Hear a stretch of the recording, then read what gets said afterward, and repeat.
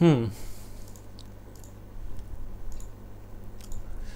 तो ये रहा आपका सिलेबस आपके स्क्रीन पर।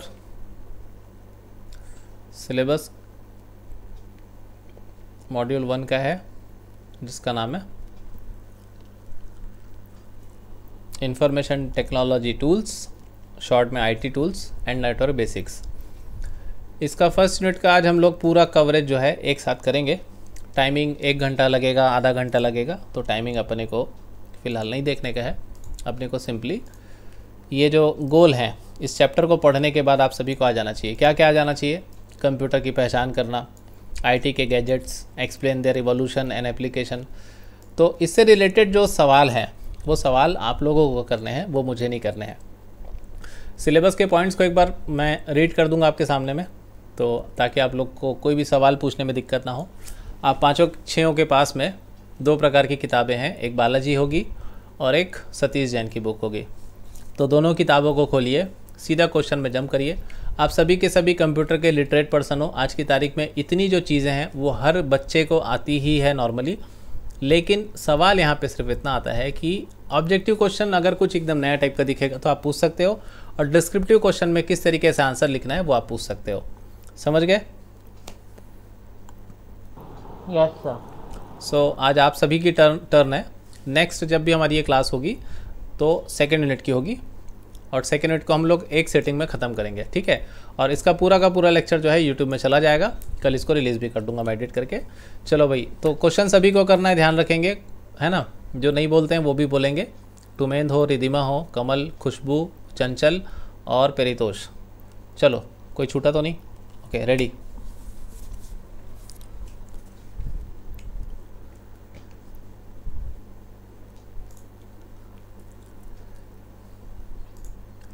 कितना इंतज़ार कराओगे? सर सतीश जैन के बुक में ना हाँ, मल्टीपल चॉइस क्वेश्चन का फर्स्ट वाला क्वेश्चन। नहीं, क्वेश्चन पढ़ के बताओ मेरे को। सर ये प्रोनाउंस नहीं हो रहे, रुको फिर भी पढ़ते हैं। Find out the proprietary software, कुछ है प्रोप्राइटरी सॉफ्टवेयर। प्रोपराइटरी बोलते हैं उसको, प्रोपराइटरी सॉफ्टवेयर। सर ये होता क्या है? प्रोपराइटरी सॉफ्टवेयर को समझाने बोल रहा है। यस सर, नहीं पता ना क्या होता है। प्रोपराइटरी वर्ड का मतलब पता है तेरे को क्या होता है? नहीं सर। ठीक है, बस प्रोपराइटरी का मतलब समझ में आएगा तो ऐसे ही समझ में आएगा। जैसे आप अपने दुकान के प्रोपराइटर हो। प्रोपराइटर एक ऐसा मतलब सिंपल सा वर्ड है, यहाँ पे लिखा है the owner of a business. तो ऐसा सॉफ्टवेयर जिसके आप खुद ओनर हो, जैसे कि टैली एक प्रोपराइटरी सॉफ्टवेयर है, ठीक है। समझ गए? Yes sir. किस चीज़ के लिए प्रोपराइटरी सॉफ्टवेयर है ये? अकाउंटिंग अगर आपको करनी है तो टैली खरीदना पड़ेगा, या टैली के टैली वर्सेस यहाँ पे। सर यानी जो सॉफ्टवेयर को हम परचेज करेंगे वो होगा? हाँ, परचेज, किसी चीज़ को परचेज करके ही आप अपना खुद का बोल सकते हो ना, तो अपन उसको क्या बोलेंगे? प्रोपराइटरी सॉफ्टवेयर बोलेंगे। सर, तो ओपन सोर्स सॉफ्टवेयर तो हमारा होगा नहीं। ओपन सोर्स जो है वो ओपन सोर्स ही रहेगा हमेशा, वो किसी का नहीं होता। इट्स ओपन टू ऑल, वो फ्री टू यूज़ होता है सभी के लिए। जैसे लिबर ऑफिस अपन ने यहाँ पे डाउनलोड किया था, ये लिबर ऑफिस याद है आप लोगों को? लिबर ऑफिस राइटर, तो ये ना मेरा है ना तेरा है, ये सबका है, इसको कोई भी इस्तेमाल कर सकता है। और यहाँ पे बस इतना है कि प्रोपराइटरी सॉफ्टवेयर अपन टाइप करके एंटर दबा दें तो यहाँ पे ढेरों सॉफ्टवेयर आपको दिखाई देंगे। प्रोपराइटरी सॉफ्टवेयर में सब कुछ आता है, तो also known as non free software बोल रहा है इसको। तो ओपन सोर्स को अपन प्रोपराइटरी सॉफ्टवेयर नहीं बोलेंगे। नॉन फ्री सॉफ्टवेयर का मतलब क्या हो गया? जो सॉफ्टवेयर फ्री नहीं होगा, ठीक है। Yes sir. या फिर इसको बोलते हैं क्लोज्ड सोर्स। जैसे वो ओपन सोर्स है उसका ठीक उल्टा ये क्लोज्ड सोर्स है, मतलब इसमें आपको कुछ भी चीज़ ऐड करवानी है तो आपको पैसा देना पड़ेगा।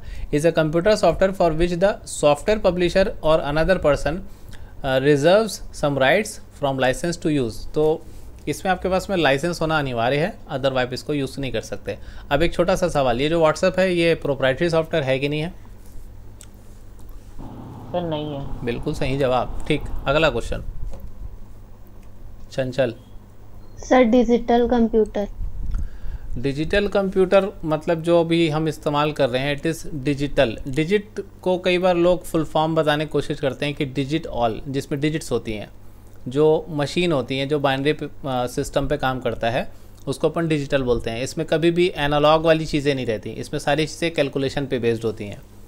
तो जैसे कंप्यूटर की परिभाषा है ना कि computer is an electronic device which takes input and gives output, वैसे डिजिटल कंप्यूटर भी अगर आप टाइप करोगे तो सेम डेफिनेशन आपको मिलेगी कि व्हाट इज़ डिजिटल कंप्यूटर। तो digital computer is an a class of devices capable of solving problems by processing information in discrete form. यहाँ पे एक छोटा सा वर्ड लिखा हुआ है डिस्क्रीट। तो एनालॉग का उल्टा क्या होता है? डिस्क्रीट। इन दोनों को डायग्रामेटिक अगर समझना हो, एनालॉग को और डिस्क्रीट को, तो देखो एनालॉग जब अपने दिमाग में आती है तो कैसे आती है? इस तरीके से वेव्स में आती है, करेक्ट? जैसे मैं बहुत ज़ोर से बोलूँ तो वेव बड़ी बनेगी और जब धीरे से बोलूँगा तो छोटी होती जाएगी वेव, है ना? मतलब मैं देखो धीरे धीरे बोल रहा हूँ तो देखो आवाज़ कम हो गई, अब वेव जो है धीरे धीरे, और ज़ोर से बोलूँगा तो आवाज़ बहुत तेज़ हो जाएगी। इस तरीके से अपन एग्जाम्पल से इसको समझते हैं, करेक्ट? अब आते हैं अपन किस पे? डिजिटल पे। तो डिजिटल जो है इसमें ना दो ही चीज़ें होती है, या तो ये चल रहा है या तो ये नहीं चल रहा है, मतलब आइदर इट इज़ ज़ीरो और इट इज़ वन। तीसरा इसमें कोई चीज़ ही नहीं होता। तो मैं अभी इसको पहले बना दे रहा हूँ, उसके बाद फिर आपके सामने इसको रोटेट कर दूंगा तो आप लोग को समझ में आ जाएगी बात। Rotate to 90 degree. तो डिजिटल इस तरीके से रहता है। तो जब ये नीचे है का मतलब है ये ज़ीरो है, और ये ऊपर है का मतलब ये क्या है? वन है। इसकी वेव्स जो हैं इस तरीके से होती हैं डिजिटल कंप्यूटर की। तो डिस्क्रीट फॉर्म का मतलब यही होता है कि ये हमेशा बुलियन फॉर्म में या डिस्क्रीट फॉर्म में बोल लो, आइदर ज़ीरो होगा या तो वन होगा।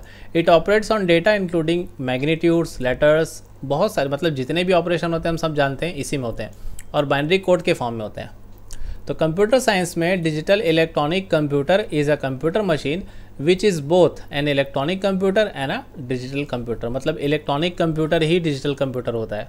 एक बहुत फेमस डायलॉग है ना, जो चाचा है वही भतीजा है, जो भतीजा है वही चाचा है, चाचा कोई है ही नहीं, बस ये भी वही है। डिजिटल कंप्यूटर ही इलेक्ट्रॉनिक कंप्यूटर है, इलेक्ट्रॉनिक कंप्यूटर ही डिजिटल कंप्यूटर है। तो इलेक्ट्रॉनिक कुछ है ही नहीं टाइप का अपन नहीं बोल सकते, बट आई थिंक आप लोग समझ गए होंगे, correct? Yes sir. Very good. Next question please. Sir biometric sensor. तू ही पूछ ले पूरा। बाप रे, किसकी आवाज़ इतनी जोर से? डर गया मैं। हाँ फिर से, कौन बोला? बोलो बोलो बोलो चंचल, क्या बोले? सर मैं नहीं थी, खुशबू थी। हाँ खुशबू, बोलो क्या बोल रहे थे?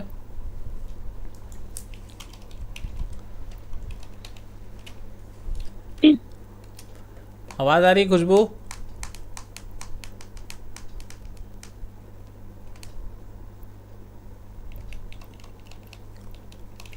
खुशबू आवाज़ आ रही है?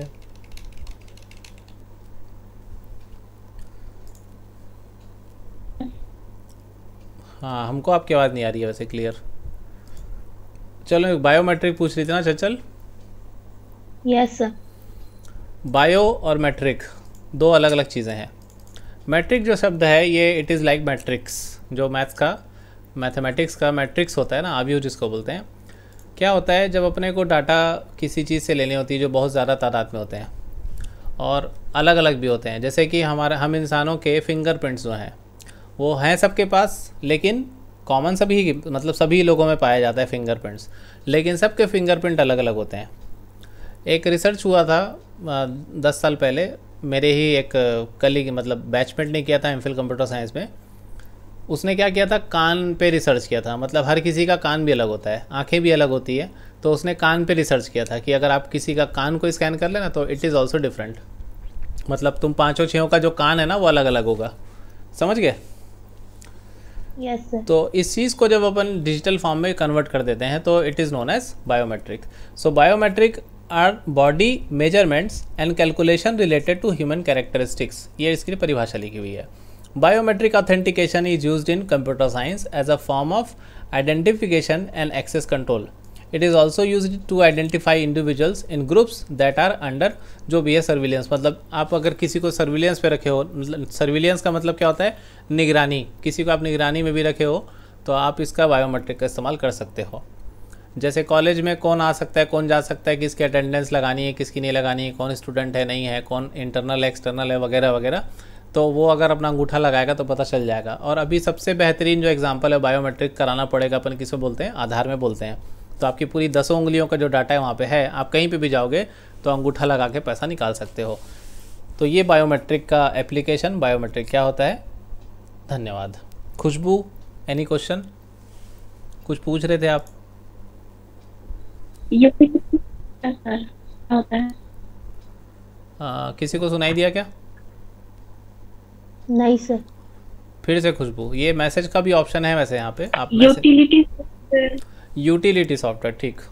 यूटिलिटी सॉफ्टवेयर का मतलब है जिसको यूटिलाइज करके आप अपने कार्य को पूर्ण कर सको। जैसे कि कैलकुलेटर एक यूटिलिटी सॉफ्टवेयर है, ठीक है। ये कैलकुलेटर विंडोज़ में क्यों दिया रहता है, ताकि हम यूटिलाइज़ कर सकें विंडोज़ ऑपरेटिंग सिस्टम का। भाई हम खाली अगर विंडोज़ ऑपरेटिंग सिस्टम डाल के रखें अपने कंप्यूटर सिस्टम में, तो एक तरीके से यूटिलिटी सॉफ्टवेयर है। कई बार यूटिलिटी सॉफ्टवेयर को अपन बायोस में भी देखते हैं, मतलब सिस्टम अगर ऑन नहीं हो रहा होता है तो बायोस के साथ में भी बहुत सारी चीज़ें आती हैं ना, उसको अपन बायोस की यूटिलिटी बोलते हैं। अगर मैं यहाँ पे टाइप करूँगा बायोस यूटिलिटी, तो यहाँ पे बायोस यूटिलिटी क्या होती है वो तो बता दिया। मतलब हम यहाँ से सेटअप कर सकते हैं अपने कंप्यूटर सिस्टम को कि कौन से हार्ड डिस्क से चालू करना है, और चालू करना है कि नहीं करना है, चालू करने पे पासवर्ड आएगा कि नहीं आएगा, और डेट टाइम वगैरह सेट करना है। तो ये सारी चीज़ें यहाँ पे अपन उसको सुधार सकते हैं। और नॉर्मली जो विंडोज़ में अपन यूटिलिटी सॉफ्टवेयर इस्तेमाल करते हैं, यूटिलिटी सॉफ्टवेयर इन कंप्यूटर, तो इसमें आपको वही सारी लिस्ट दिखाएंगी, कैलकुलेटर हो गया, नोटपैड हो गया वगैरह वगैरह। तो इसको विकीपीडिया में मैं खोल के दिखा भी देता हूँ, और थोड़ा सा एग्जांपल्स जो हैं दिखा भी देता हूँ। जैसे एंटीवायरस है, क्लिपबोर्ड मैनेजर है, कंप्यूटर एक्सेस कंट्रोल, बहुत सारे यहाँ पे लिस्ट आपको मिल जाएंगे। Registry cleaner, system monitor, system profiles, तो ये बड़े बड़े सॉफ्टवेयर के नाम लिखे हुए हैं। सिस्टम यूटिलिटीज़ में इतने आते हैं कि एंटीवायरस हो गया। क्लिपबोर्ड मैनेजर का मतलब जैसे अपन कोई चीज़ को कॉपी करके रख रहे हैं तो वो क्लिपबोर्ड में जाती है ना। पेस्ट करते हैं तो क्लिपबोर्ड से आती है। कंप्यूटर का एक्सेस को कंट्रोल करना है, जैसे ये अकाउंट्स वगैरह अपन इसमें बनाते हैं, इस तरीके की जो चीज़ें होती हैं ये आपके यूटिलिटी सॉफ्टवेयर में आती हैं। तो बहुत सारे यूटिलिटी सॉफ्टवेयर, थोड़े बहुत नहीं, यहाँ पे स्टोरेज डिवाइस में भी है, फाइल मैनेजमेंट में है, मिसेलेनियस में आपको कहीं ना कहीं छोटा मोटा सॉफ्टवेयर यूटिलिटी का मिल जाएगा। डॉस भी एक तरीके की यूटिलिटी भी होती है, ठीक है। समझ गए utility software? Yes sir. Sir इसे किस लिए कहा जाता है यूटिलिटी? क्योंकि ये प्रोप्राइटरी सॉफ्टवेयर नहीं है, ये तो आप जोड़ सकते हो साथ में। दूसरी बात ये, यूटिलिटी का इस्तेमाल आप कब करोगे, जब आपको कोई system related, file related, memory related काम करना हो, तो उसके लिए आपको किसी ना किसी यूटिलिटी की ज़रूरत पड़ती है। कभी भी, हम हिंदी भाषी लोग हैं इसलिए बोल रहा हूँ, कोई भी मीनिंग सबसे पहले देख लिया करो। यूटिलिटी का मतलब क्या होता है, the state of being useful, किसी चीज़ को इस्तेमाल करने योग्य अगर कोई चीज़ का आप इस्तेमाल कर रहे हो तो उसको अपन क्या बोलेंगे, यूटिलिटी बोल रहेंगे, करेक्ट। अब भाई मैं एक सॉफ्टवेयर डेवलपर हूँ, मेरे को कैलकुलेटर प्रोग्रामिंग लैंग्वेज के द्वारा बनाना आता है, तो क्या करूँगा, मैं प्रोग्रामिंग लैंग्वेज खोलूँगा देव C++ और प्रोग्रामिंग करके कैलकुलेटर बना के इस्तेमाल करूँगा, ऐसा करूँगा क्या? हैं जी? नहीं मतलब जब जब प्यास लगेगी जाके कुआं खोदूंगा, ऐसा कुछ करेंगे क्या अपन? भाई प्यास लगेगी, यूटिलिटी है हमारे घर में। कौन सी यूटिलिटी है? RO वाटर की यूटिलिटी लगी हुई है, गए नल में सीधा गिलास लगाया, भड़ाक से भर के पी लिए, यूटिलिटी है, सिंपल सी भी चीज़ है। तो यूटिलिटी सॉफ्टवेयर का मतलब ये है कि यूटिलिटी कोई सी भी हो सकती है कंप्यूटर में, चाहे टाइपिंग करने की हो, नोट्स बनाने की हो, कैलकुलेशन करने की हो, मेमोरी को चेक करने की हो, मेमोरी को क्लियर करने की हो, हार्ड डिस्क फॉर्मेट करने की यूटिलिटी हो, बहुत सारे अलग अलग प्रकार के यूटिलिटी होते हैं। तो व्हाट इज़ यूटिलिटी सॉफ्टवेयर अगर सवाल आता है तो आप यहाँ पे देख भी सकते हैं कि is software design to help to analyse, configure, optimise और मेंटेन अ कंप्यूटर। कंप्यूटर में 4-5 चीज़ें होती हैं, विश्लेषण करना, कन्फिगर करना, ऑप्टिमाइज़ करना, मेंटेन करना कंप्यूटर को। इस प्रकार की चीज़ अगर आप देख रहे हो कंप्यूटर सिस्टम में तो उसको बोलेंगे अपन यूटिलिटी सॉफ्टवेयर। इमेजेस में और अच्छा समझ में आता है, जैसे कि एक किसी यूटिलिटी सॉफ्टवेयर के ये फंक्शन दिए हुए हैं कि डाटा को कंप्रेस कर सकते हैं, जैसे जिप और RAR फाइल बनाते हैं अपन, वो हो गया। रजिस्ट्री क्लीनर हो गया, डेटा का सिंक्रोनाइजेशन हो गया, डिस्क का कंप्रेशन हो गया, अनइंस्टॉल करने के लिए, फाइल सिंक्रोनाइजेशन करने के लिए वगैरह वगैरह। तो ये आपका है यूटिलिटी सॉफ्टवेयर। सर तो ये कौन सी कैटेगरी में आएगा, सिस्टम सॉफ्टवेयर या एप्लीकेशन ये सॉफ्टवेयर? अलग ही कैटेगरी सॉफ्टवेयर की, ना ही ये कस्टम मेड में आएगा, ना एप्लीकेशन में, ना ही सिस्टम में। ये एक्चुअली में यूटिलिटी सॉफ्टवेयर ही है। तो मेजर जो कैटेगरी है सिस्टम सॉफ्टवेयर और एप्लीकेशन सॉफ्टवेयर, ये कोई तीसरा टाइप नहीं है, ये एक प्रकार की कैटेगरी ऑफ सॉफ्टवेयर आप इसको बोल सकते हो। नहीं उतरी बात गले के अंदर? हैं समझ जी, गई सर। समझ गए ना? हाँ भाई खुशबू, आपका सवाल था यूटिलिटी सॉफ्टवेयर। अगला सवाल कौन करने वाला है? ढूंढो ढूंढो बालाजी में ढूंढो। सब आता है क्या तुम लोग को? नहीं सर। पूछो पूछो। रिधिमा, टुमेन, सर ये स्मार्ट वॉच 360 डिग्री क्या? Smart watch 360 degree 360। Smart watch 360 ऐसी लिखा है। Yes sir. Smart watch is different thing, और 360 इसमें काहे के लिए जोड़ दिया?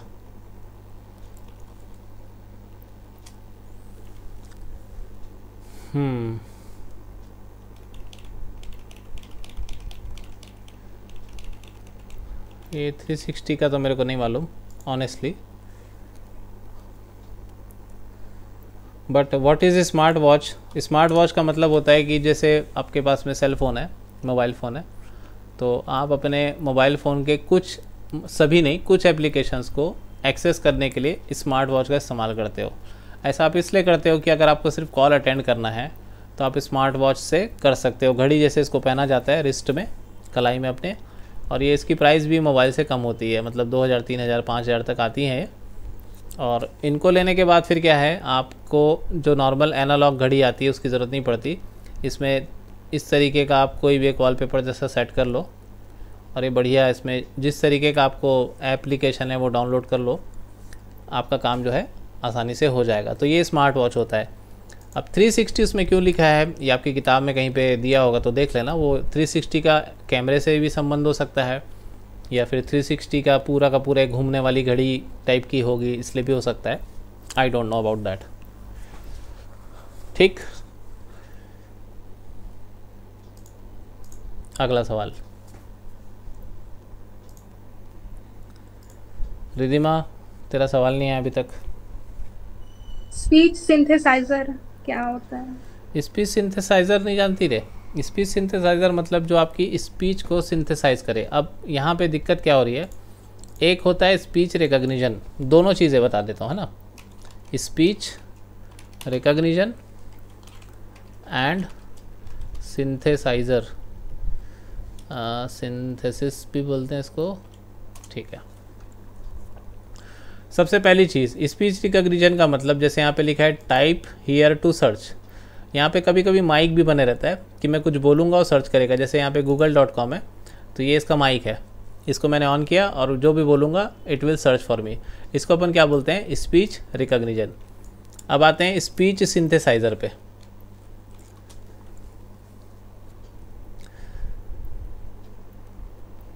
Speech synthesis is artificial production of human speech. मतलब आप जो सुनना चाहते हो, मतलब आप अगर किसी चीज़ को, इसी का उल्टा, रिकग्निशन का उल्टा, आप अगर यहाँ पे टाइप करोगे तो ये क्या करेगा, आपको पढ़ के सुनाएगा। इसको अपन क्या बोलते हैं, स्पीच सिंथेसाइज़र।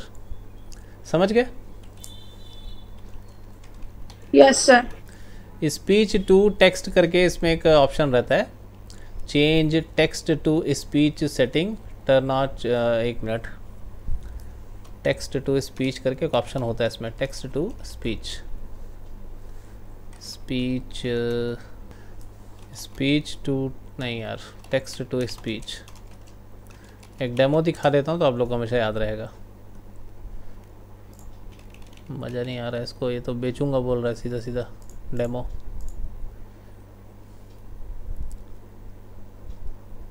हाँ, यहाँ पे आप जो भी लिखोगे, hello how are you, question mark, तो ये बिल्कुल वैसे ही बोलेगा जैसे एक नॉर्मल इंसान बोलता है।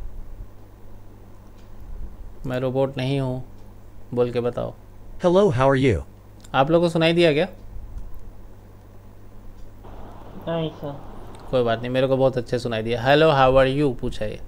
तो आप यहाँ पे हिंदी में भी लिखोगे ना, क्या लिखोगे, जो भी लिखोगे आप यहाँ पे लैंग्वेज सेलेक्ट कर सकते हो, तो उसी तरीके का प्रोनाउंसिएशन आएगा। जैसे एलेक्सा है ना, तुम्हारी एलेक्सा बोलते रहती है, बड़बड़ बड़बड़ करते रहती है, वैसे ही ये भी है। आप यहाँ पे जो लिखोगे, जिसकी आवाज़ में सुनना चाहोगे, मेल वॉइस में सुनना चाहोगे, फीमेल वॉइस में सुनना चाहोगे, what ever you will write here, ये क्या करेगा, उसको पढ़ेगा।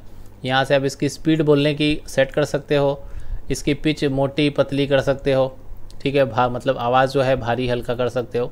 कई लोग इसका इस्तेमाल भी आजकल वीडियो के बैकग्राउंड में जो अपन सबटाइटल लिखते हैं उसको प्रोनाउंस करने के लिए करते हैं, तो वो क्या है, उसको पढ़ते रहता है बढ़िया स्पीड से। तो इसको अपन क्या बोलते हैं, स्पीच सिंथेसाइज़र। ये जस्ट उल्टा है किसके, स्पीच रिकग्निशन के। स्पीच रिकग्निशन एक ऐसा सिस्टम होता है जो आपकी आवाज़ को सुनता है और टेक्स्ट में कन्वर्ट करता है। सिंथेसाइज़र क्या करता है, आपके टेक्स्ट को पढ़ता है और उसको सुनाता है। मिल गया जवाब सिंथेसाइज़र का।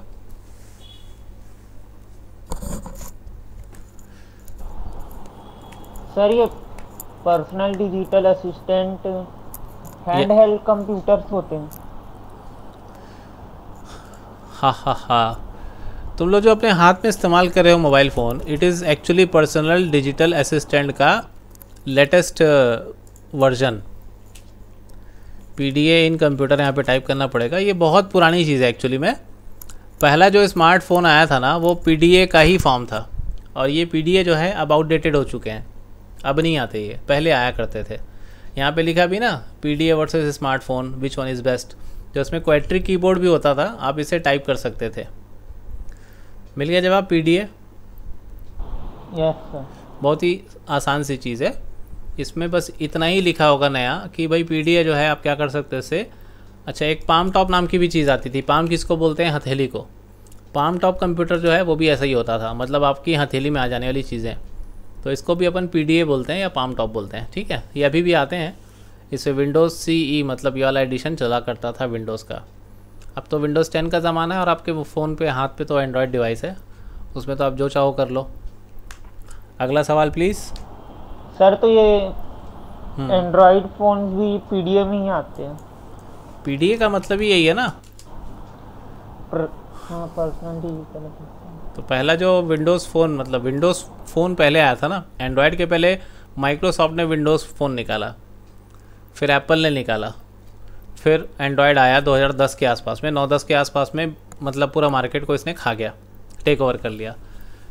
उसके बाद फिर अब कोई दूसरा फ़ोन नहीं आता। लाइनेक्स अभी कोशिश कर रहा है बहुत तगड़ा, इसमें उबंटू नाम का एक सॉफ्टवेयर आया है जो चलता है, उबंटू फ़ोन। आप अगर ये सुने होंगे तो आप इसको अपने फ़ोन पर डाल सकते हो, वो भी किसी सेलेक्टेड मोबाइल में डाल सकते हो आप। लाइनेक्स चलाना है अगर आपको फ़ोन पे, तो आप ये ओपन सोर्स एंड प्राइवेसी का उबंटू टच नाम का सॉफ्टवेयर आता है, इसको चला सकते हो। इसमें इसी वेबसाइट में कहीं ना कहीं लिस्ट दी हुई है कि कौन कौन से फ़ोन में चल जाता है, और आप इसी से फिर फ़ोन लगा सकते हो, व्हाट्सएप डाल सकते हो, जो चाहो कर सकते हो, ठीक। Yes sir. अगला सवाल प्लीज़। वीडियोस का मतलब होता है विजुअल डिस्प्ले यूनिट्स, ठीक है। विजुअल डिस्प्ले यूनिट का मतलब जो आप अभी स्क्रीन पे देख रहे हैं, it is kind of visual display units. ये यूनिट जो हैं दो प्रकार की होती हैं, एक आपका LED LCD स्क्रीन हो गया, दूसरा हो गया CRT, ठीक है टूमेन। Yes sir. तो ये भी बहुत आसान सी चीज़ है, एक प्रकार का आउटपुट यूनिट है जिसमें हम लोग आउटपुट को देखने का काम करते हैं। तो visual display units, a video display images generated by a computer. आपके कंप्यूटर मशीन से जो भी चीज़ आउटपुट जनरेट हो रही है उसको दिखाने का काम करेगा ये। और वीडियो के टाइप्स अगर आप देखोगे तो दो ही प्रकार आपको दिखेंगे, एक क्या, अब खैर प्रोजेक्टर भी आ गया मार्केट में, यहाँ पे वीडियोस के टाइप्स भी अगर टाइप कर दोगे तो नाना प्रकार के आपको दिख जाएंगे यहाँ पे। वैसे यहाँ पे दिख रहा था ये लिक्विड क्रिस्टल डिस्प्ले मतलब LCD हो गया, और दूसरा मैंने बताया CRT, तो CRT हो गया। प्लाज्मा स्क्रीन मतलब बड़ी बड़ी TV और प्रोजेक्टर और ये और वो, मतलब जिसमें आप आउटपुट देख सकते हो, it is known as VDU, ठीक है। सर इसी से क्वेश्चन है, पूछना भाई। वीडियोस इनपुट आउटपुट दोनों डिवाइस है क्या? नहीं नहीं नहीं, बिल्कुल नहीं, बिल्कुल नहीं। ये क्वेश्चन नहीं है, बहुत बड़ा मजाक है ये, बहुत बड़ा वाला अफवाह फैला दिया है लोगों ने कि देखो जो चीज़ हमको केवल आउटपुट दे रही है उसको हम कभी भी इनपुट डिवाइस नहीं बोलते। कई लोग धोखा खा जाते हैं, जैसे मैं कीबोर्ड से टाइप कर रहा हूँ, देख के टाइप कर रहा हूँ, ये मैं कीबोर्ड देख रहा हूँ, इसमें ऐसा लिखा हुआ है QWERTY, ऐसा पूरा लिखा हुआ है ना, दूसरी लाइन में ये सब लिखा हुआ है, तीसरी लाइन में ये सब लिखा हुआ है, तो भाई मेरे को कीबोर्ड में दिखाई दे रहा है तो आउटपुट हुआ ना, ऐसा थोड़ी ना बोलेंगे इसको। कीबोर्ड कौन सी डिवाइस हुई सर? इनपुट। क्यों हुई इस वजह को जानो ना आप, क्योंकि कीबोर्ड से आप इनपुट देने का कार्य कर रहे हो तो इसको हमेशा इनपुट ही बोलेंगे। और अभी आपके स्क्रीन पे जो दिखाई दे रहा है कीबोर्ड से टाइप करने से दिख रहा है, ठीक है, वो बात ख़त्म हो चुकी। प्रोसेस करने के बाद में जो आपके स्क्रीन पे दिखाई दे रहा है उसको आप क्या बोलोगे? आउटपुट बोलोगे कि नहीं? तो इसलिए VDU कभी भी इनपुट यूनिट नहीं हो सकता। एक और कन्फ्यूजन हो सकता है आपको कि एक्चुअली में आपके मोबाइल की स्क्रीन के ऊपर में एक टच पैनल लगा होता है, ठीक है। ये टच पैनल जो है बायोमेट्रिक की तरह काम करता है और जहाँ जहाँ आप टच करते हैं वहाँ वहाँ इनपुट लेता है। तो एक्चुअल में आपका इनपुट और आउटपुट एक ही जगह होने की वजह से कभी कभी कन्फ्यूजन हो जाता है कि VDU जो है वो क्या है, इनपुट यूनिट भी है आउटपुट यूनिट भी है, लेकिन फिर भी अभी भी ऐसा नहीं है। आपका टच अलग होता है और डिस्प्ले अलग होता है, क्योंकि कभी कभी टच टूट जाता है तो मोबाइल दुकान वाले बोलते हैं इसका खाली टच बदलने से आपका काम हो जाएगा। कुछ दिन पहले मेरे मोबाइल का टच टूट गया था बहुत बुरी बात है, फिर मैंने उसको ठीक करवा लिया, ठीक हो गया हो। Next question please. मिल गया जवाब? बुक में तो इसको दोनों बोल दिया है सर। बुक वाला फर्जी है, उसको चिट्ठी लिख देना। उसकी लिखने की हिम्मत कैसे हुई ऐसी? कहाँ पे लिखा है? भेज तो फोटो मैं भी देखूं जरा। ग्रुप में भेजा हूँ क्वेश्चन पेपर। हाँ 4 पेज भेजा है, पेज नंबर बता। दूसरा पेज नंबर दूसरा 2.5। 2.5 में videos can be used both as input and output devices. Input output दोनों डिवाइस के लिए प्रोवाइड की जा सकती है। इस लाइन को पूरा का पूरा काट देना, गलत लिखा है। तो परीक्षा में आएगा तो गलत ही आएगा ना सर? परीक्षा में ऐसा नहीं आएगा, और अगर आएगा तो आपको ये जो बुक में लिखा है वो नहीं लिखना है, इसको आप चिट्ठी लिख देना, ठीक है। यस। ये जो बात लिखी है ये असत्य है। Videos can not be used as input और आउटपुट। जैसे हम ATM में जाते हैं, ATM में आपके सामने स्क्रीन दिखते रहती है, तो वहाँ 2 चीज़ें लगी होती है ना भाई, एक टच लगा होता है, दूसरा स्क्रीन लगी होती है। आपको डिफरेंस तो बता रहा हूँ ना दोनों में। Yes sir. अब जैसे लिखा है यहाँ पे, short for video display unit, video is computing device that allows for input by a user and output to a display. लेकिन ठीक है, चलो मान गया इस बात को मैं, बुक में भी लिखा है, इंटरनेट में भी लिखा है, ओके। लेकिन आप तो पढ़े लिखे हो, आप तो समझ रहे हो ना मैं जो बोल रहा हूँ। वहाँ 2 अलग अलग चीज़ें हैं, एक टच अलग है और टच हमारे सिलेबस में ऑलरेडी है ना। समझ गए बात को? यस। अच्छा आगे पढ़ो, आगे कहानी। Like a computer monitor, a video consist of display device and a keyboard and could also include a mouse. Video पूरी की पूरी एक यूनिट अगर है जिसमें सारी चीज़ें लगी हुई है, कीबोर्ड भी लगा है, माउस भी लगा है, तो पूरा का पूरा कंप्यूटर हो गया। लेकिन अगर अपन बात करें सिर्फ विजुअल डिस्प्ले यूनिट की, तो इसमें अगर इनपुट यूनिट भी अटैच कर दिया गया है तो इनपुट कहाँ से लिया जा रहा है? कीबोर्ड से या टच पैनल से लिया जाएगा, ठीक है। तो ठीक है, कहा जा सकता है ऐसा कि विजुअल डिस्प्ले यूनिट जो है इनपुट और आउटपुट दोनों के लिए इस्तेमाल किया जाता है, ओके यस। लेकिन आगे की बात आप हमेशा याद रखना, क्योंकि इसमें टच पैनल भी लगा है, कीबोर्ड भी लगा है और माउस भी लगा है, इसलिए ऐसा है, ठीक। चिट्ठी मत लिखना आप किताब वाले को। अगला सवाल, गीगो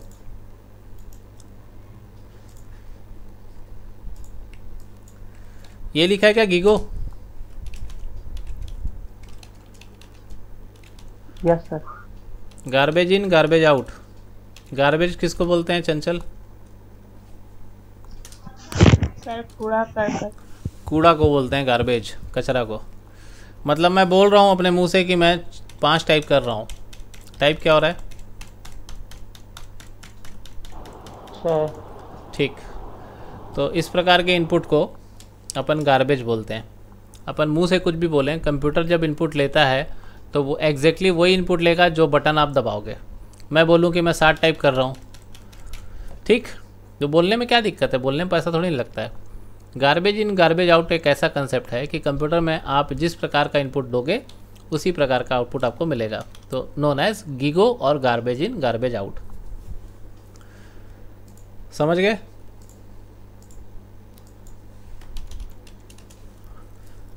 हाँ जी, यस सर। ये फोटो को दिमाग में बसा लो, बढ़िया दिया हुआ है photo. What is GIGO? The quality of information coming out can not be better than the quality of information that went in. मतलब जिस क्वालिटी का आप इंफॉर्मेशन डालोगे उसी क्वालिटी का इंफॉर्मेशन निकलेगा। Garbage in garbage out. वाह वाह वाह, मज़ा आ गया। Okay, next question please. Sir microphone काम कैसे करता है, उसका वर्किंग? माइक्रोफोन को शॉर्ट में माइक भी बोला जाता है, ठीक है। Yes sir. ये काम ऐसे करता है कि इसको कंप्यूटर के इनपुट वाले जगह पे लगाया जाता है। How microphone works in computer, तो इसको अपन इनमें लगा देते हैं, जिसकी वजह से ये वॉइस को रिकॉग्नाइज करना शुरू कर देता है। तो हमारी जो वेव्स होते हैं ये कन्वर्ट होते हैं डिजिटल फॉर्मेट में और ये काम करना चालू करता है। तो हिंदी में अगर अपन देखेंगे इसका आंसर तो सभी को मज़ा भी आएगा, समझ में भी आएगा। ई हिंदी स्टडी में यहाँ से आप देख लेना। What is microphone in Hindi, types of microphone, carbon microphone, working कार्यविधि। जब कार्बन माइक्रोफोन के डायफ्राम पर ध्वनि तरंग आती है तो ये कंपन करने लगते हैं, जिससे कार्बन पर वैरिंग दबाव पड़ता है। मतलब इसमें छोटा सा कार्बन लगा होता है जिस पे अपन बोलते हैं तो उसमें वैरिंग मतलब एक प्रेशर बनने लगता है। ये वैरिंग दबाव प्रतिरोध के बदलने के कारण और प्रतिरोध के बदलने के कारण माइक्रोफोन से प्रवाहित होने वाली धारा परिवर्तित होती है और यही ट्रांसफार्मर से होते हुए आपके काम आती है, जिसमें आवाज़ रिकॉर्ड होने लगती है।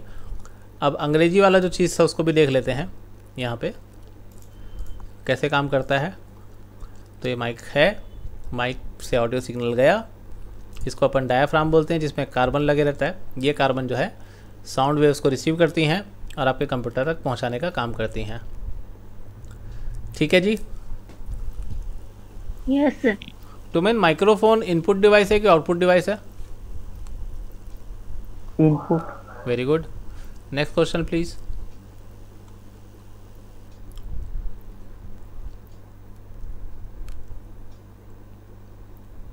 सर तो सर इसमें इसमें क्वेश्चन है, हाँ बोल ले तू। वो क्या बोलते हैं, इनपुट ऑडियो के फॉर्म में देंगे तो हम लोग को आउटपुट कौन से फॉर्म में मिलेगा? अभी तो उसका आंसर दिया था गीगो में, जैसा इनपुट आता है वैसा आउटपुट आता है। ऑडियो में जब आप तो भेजोगे तो उसको क्या करता है, सीरीज़ बना देता है। एक सीरीज़ मतलब क्या बोलना चाहिए उसको, सिंक्रोनस तरीके से सिंक्रोनाइज करके एक पूरा का पूरा फॉर्मेट में, ऑडियो फॉर्मेट में उसको स्टोर करता है फाइल बना के। तो माइक्रोफोन से जब आप रिकॉर्डिंग करते हो कोई भी चीज़ की, जैसे मैं अभी बोल रहा हूँ वो रिकॉर्ड हो रहा है, तो ये तो पूरा का पूरा एक स्क्रीन रिकॉर्डिंग, वीडियो भी बन रहा है, ऑडियो भी बन रहा है। तो जो ऑडियो बनेगा वो एक फ़ाइल के रूप में बनेगा, माइक के वेव्स बनेंगे। इस तरीके की फ़ाइल बनती है ऑडियो की।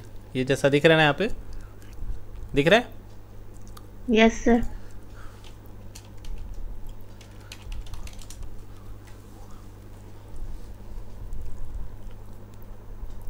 पूछो पेरितोस, क्या पूछ रहे थे? सर इसमें क्वेश्चन दिया, how many types of memory does a computer have करके। तो इसमें आंसर ऐसे लिखेंगे क्या, पहला में प्राइमरी और दूसरा में सेकेंडरी करके उसमें अलग से लिखना है, या डायरेक्ट जो जो टाइप रहते हैं उसको लिख देंगे? ये देखो, आप यहाँ पे भी अगर क्वेश्चन करोगे how many types of memory in computer, तो आंसर अपने पास में दो ही आता है, दो प्रकार की होती है, प्राइमरी और सेकेंडरी। तो आप दो ही प्रकार लिखोगे कि there are two technically types of memory. एक तो हो गया आपका प्राइमरी और दूसरा हो गया सेकेंडरी। प्राइमरी मतलब हो गया आपका रैम, और सेकेंडरी मतलब हो गया आपका हार्ड डिस्क, SSD वगैरह सब उसी के कैटेगरी में आ जाएंगे। फ्लॉपी ड्राइव हो गया, चाहे CD-ROM हो गया वगैरह वगैरह।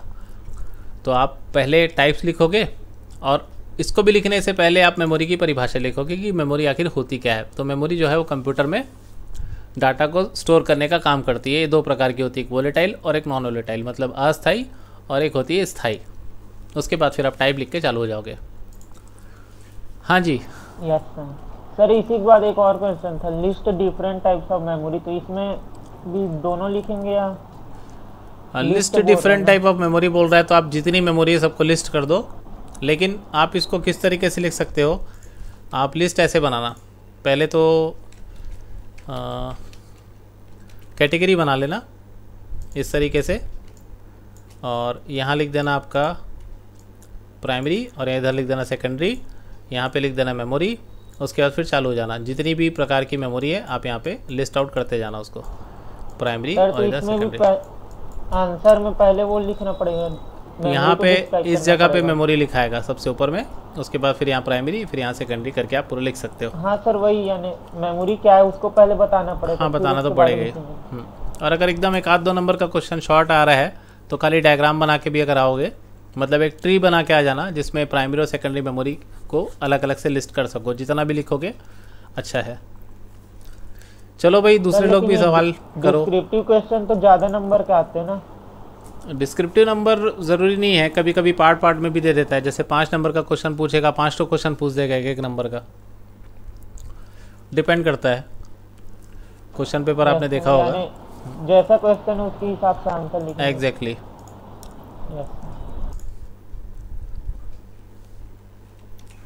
हाँ जी, अगला सवाल कौन पूछने वाला है? सर गूगल क्लास कैसे काम करता है?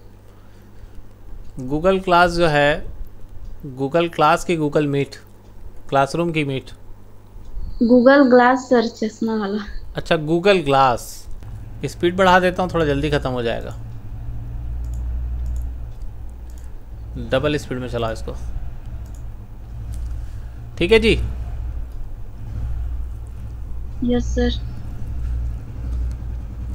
तो बनाया इसको इस तरीके से गया है कि आप सामने भी देख सको गॉगल की तरह, और जो छोटा सा लेंस होता है उसमें आपको पूरा प्रोजेक्शन जो है दिखते रहता है। तो आप वॉलपेपर है, अपने फ़ोन से कनेक्ट करना वगैरह वगैरह, मेरे ख्याल से ऐसे सारे काम कर सकोगे इसमें। ये गूगल ग्लास है। बाकी किताबी ज्ञान किताब से पढ़ो। अगला सवाल सर व्हाट इज CCD? खुशबू कुछ बोल रही थी, क्या बोली? बुक से ही है बोल रही थी सर। हाँ हाँ हाँ ठीक, ओके। हाँ पेरितोष बोल। सर CCD का पूछ रहे थे, व्हाट इज CCD? मैसेज कर दो, क्या बोल रहा है? PCD? CCD sir. CCD? Yes sir. Full form नहीं है उसका?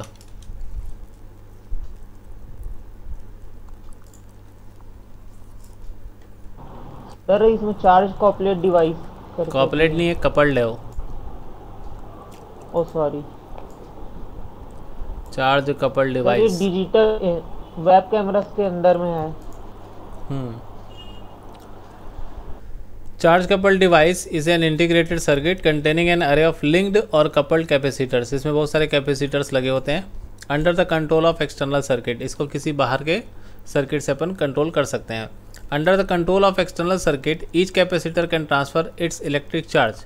इसमें से प्रत्येक इलेक्ट्रिक चार्ज जो है वो कुछ ना कुछ इलेक्ट्रिक चार्ज को ट्रांसफ़र कर सकता है, और जो भी उसका नेबरिंग कैपेसिटर है। CCD sensors are major technology use in digital imaging. ये डिजिटल इमेजिंग में यूज़ होने वाला सबसे जो मेजर है टेक्नोलॉजी है। In a CCD image sensor pixels are represented by क्या लिखा है? डोप्ड मेटल ऑक्साइड सेमीकंडक्टर्स, इसको अपन MOS भी बोलते हैं। तो ये जो कैमरा इमेजिंग वाली जो चीज़ें होती ना, उसमें इस्तेमाल होने वाली एक बहुत ही मेजर टेक्नोलॉजी है, जो एक इसमें बहुत सारे कैपेसिटर लगे होते हैं, जिसमें एक से दूसरा कैपेसिटर लिंक होता है और डेटा को ट्रांसफ़र करता है। ये है आपका CCD, ठीक है सर? यानी शॉर्ट नोट्स लिखने के लिए आएगा तो वही लिख सकते हैं, मेड विथ स्मॉल कैपेसिटर। इतना पहला पैराग्राफ में जितना लिखा है उतना लिख सकता है। Yes sir. और इसमें digital cameras and web cameras में क्या डिफरेंस है? डिजिटल कैमरा वेब कैमरा में यस सर। सबसे बड़ा अंतर वेब जो है कैमरा इंटरनेट वो बता देता हूँ, बाकी आपको किताब से मिल जाएगा। क्वालिटी जो होती है ना वेब कैमरा की वो कम होती है हमेशा, और डिजिटल कैमरा की जो क्वालिटी होती है वो ज़्यादा होती है। जैसे 16 मेगापिक्सल का कैमरा अगर मैं इस्तेमाल करने लगूँ अभी इस वक्त, मतलब मेरे मोबाइल फ़ोन को अगर मैं कनेक्ट कर दूँ आपके गूगल मीट से, तो फिर क्या होगा, जो जिसके यहाँ नेटवर्क की कमज़ोरी है वो उसको थोड़ा सा कम अटक अटक के दिखाई देगा, क्योंकि इतने हाई स्पीड से डेटा ट्रांसफ़र नहीं हो पाता। अब अगर सबके सब एक जैसा इस्तेमाल करें तो बात अलग हो जाती है ना। लेकिन ये मेजर डिफरेंस है कि क्वालिटी जो है दोनों की डिफरेंट होती है। वेब कैमरा को स्पेसिफिकली अपन स्टडी के लिए, मतलब एप्लीकेशन के आधार पे अपन उसको डिफ़र कर सकते हैं। यूज़ जो है, आप वेब कैमरा को कहीं फ़ोटो खींचने के लिए, मतलब आउटडोर शूटिंग के लिए नहीं लेके जा सकते। डिजिटल कैमरा को आप कहीं भी लेके जा सकते हो, बैटरी से चलता है। वेब कैमरा जो है कंप्यूटर से चलता है, USB से चलता है। इस तरीके के डिफरेंसेस आपको कॉमनली मिल जाएंगे, ठीक है। तो सबसे मेजर जो डिफरेंस है उसको याद रखना क्वालिटी का, कि जो डिजिटल कैमरा होता है उसकी क्वालिटी आप जितना ज़्यादा जितने ज़्यादा पैसे खर्च करोगे उतना ज़्यादा अच्छा आपको कैमरा मिलेगा। वेब कैमरा जो है वो क्वालिटी बहुत ज़्यादा नहीं मिलती। वेब कैमरा में कंप्यूटर में जो वेब कैमरा रहता है वही है ना? जब भी अपन किसी भी कैमरे को कंप्यूटर से जोड़ देते हैं तो it becomes a web camera automatically. मैं अगर अपने फ़ोन को भी जोड़ दिया तो क्या बन जाएगा, वेब कैमरा।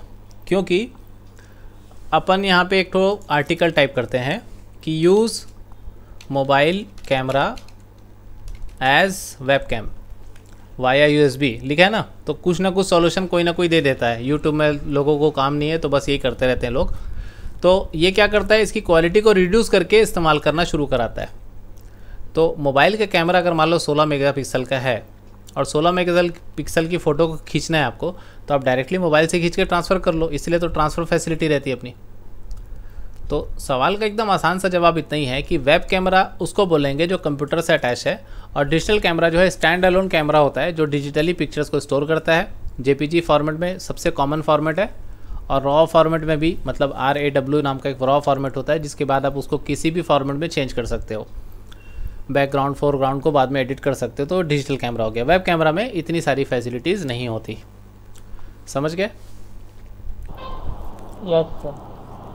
अगला सवाल सर, प्लीज। तो डिजिटल कैमरा को हम वेब कैम बना सकते हैं ना? हाँ बना सकते हो, लेकिन सभी डिजिटल कैमरा को नहीं बना वेब कैम को सकते। डिजिटल नहीं सवाल ही पैदा नहीं होता। यस वेब कैमरा को किसी भी हालत में आप डिजिटल कैमरा नहीं बना सकते। रिधिमा एक ही सवाल पूछ के छुट्टी हो गई तेरी, और कमल तो सवाल पूछ ही नहीं रहा है। सिस्टम सॉफ्टवेयर बताओ। सिस्टम सॉफ्टवेयर बताऊं तेरे को? सिस्टम सॉफ्टवेयर मतलब जो सिस्टम जिसके बिना नहीं चलता, अपन उसको सिस्टम सॉफ्टवेयर बोलते हैं। For example operating system is a kind of system software. System software system को चलाने के लिए सारी फैसिलिटी प्रोवाइड कराता है। ये किसी न किसी प्रोग्रामिंग लैंग्वेज जैसे कि C और C++, पाइथन, इस प्रकार की प्रोग्रामिंग लैंग्वेज से बनाया जाता है। और सिस्टम सॉफ्टवेयर के साथ साथ बहुत सारी यूटिलिटीज़ भी आती हैं। सिस्टम सॉफ्टवेयर की कैटेगरी बहुत ज़्यादा नहीं होती, और स्पेसिफिक गिने चुने सिस्टम सॉफ्टवेयर्स मार्केट में अवेलेबल होते हैं। इसके विपरीत एप्लीकेशन सॉफ्टवेयर हमारी ज़रूरत के हिसाब से millions of application softwares market में अवेलेबल होते हैं। तो सिस्टम सॉफ्टवेयर मतलब जो सिस्टम को रन करे, एग्जैक्ट जो सिस्टम जिसके बिना चल ही नहीं सकता उसको अपन क्या बोलते हैं, सिस्टम सॉफ्टवेयर। ठीक है? यस। अगला सवाल।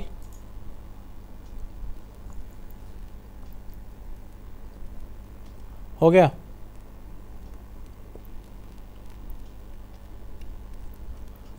सर EPROM रोम में बता चुका हूँ तुम लोगों को। रोम मतलब रीड ओनली मेमोरी, EPROM मतलब इरेजेबल प्रोग्रामेबल रोम, मतलब ऐसी प्रोग्रामेबल रोम जिसको बार बार इरेज कर करके आप फिर से नया प्रोग्राम डाल सको, उसको अपन बोलते हैं EPROM। जैसे कि मदरबोर्ड का बायोस, उस पर अपन नया नया बायोस डाल सकते हैं। एक बार जो चलेगा तो वही तब तक चलते रहेगा जब तक आप फिर से कुछ नया प्रोग्राम ना डाल दो। जैसे कि आपका मोबाइल फ़ोन, उसमें भी EPROM होता है। मतलब आप चाहो तो उसमें एंड्रॉयड 9 भी डाल लो, एंड्रॉयड 10 भी डाल लो, एंड्रॉयड 11 भी डाल लो। तो जो एंड्रॉयड आप डालोगे वो रोम में ही डालोगे, और एक बार जो डाल दिए तो वही चलते रहेगा। ठीक,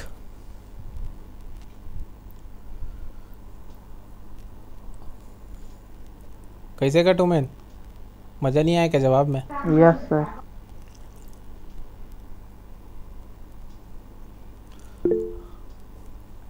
प्रोप्राइटरी सॉफ्टवेयर अभी बता रहा था, सो रहा था क्या रे?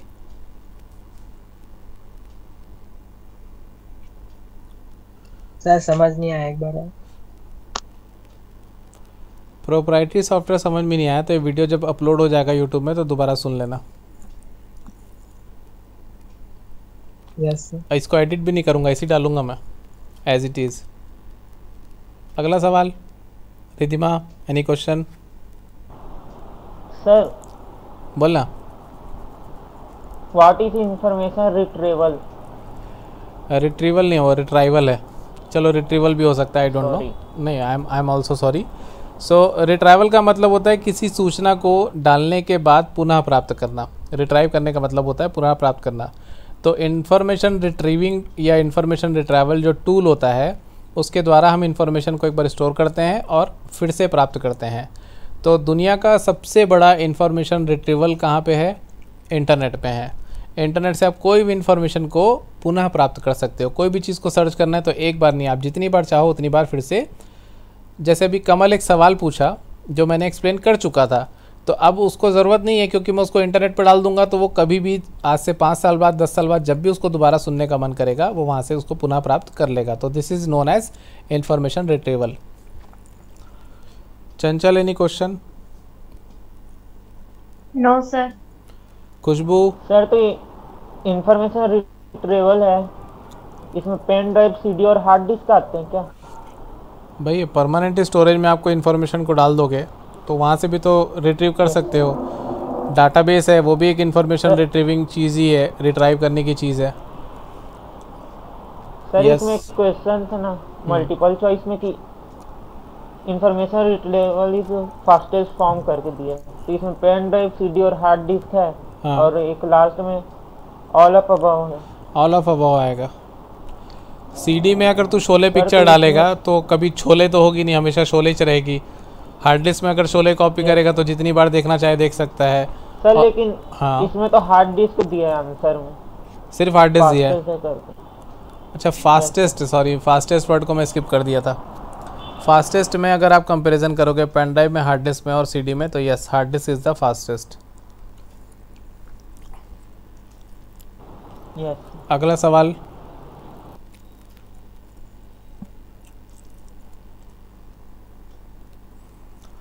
तो फर्स्ट यूनिट का जो आप लोगों का नोट्स है, मैं ये जो रिकॉर्डिंग है इसको बंद कर दे रहा हूँ मैं, ठीक है।